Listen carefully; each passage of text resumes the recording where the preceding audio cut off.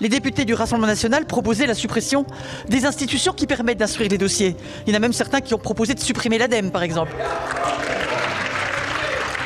Démonstration d'irresponsabilité un peu bovine. Monsieur Tanguy.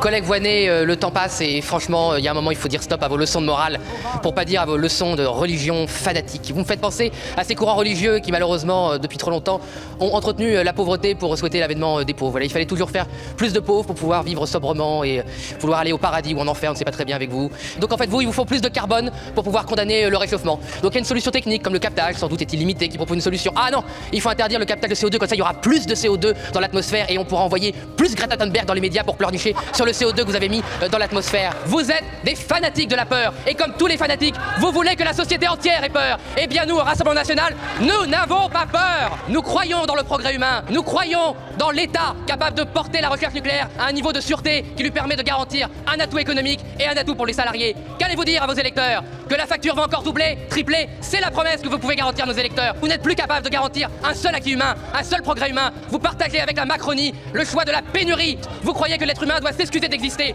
La plus grande démonstration industrielle de décarbonation de l'histoire, c'est le programme nucléaire français en lien avec les barrages d'hydroélectricité. C'est le programme de la Corée, c'est le programme du Japon, c'est le programme même américain et c'était le programme allemand avant que vous le mettiez à terre. Et c'est totalement incroyable et c'est là où on voit que vous êtes des religieux, des fanatiques. Vous avez sur le même continent, alors que nous parlons deux systèmes électriques différents, le système hydronucléaire français qui est propre, le moins émetteur de tout l'OCDE, de tout le G7, il est parfaitement décarboné.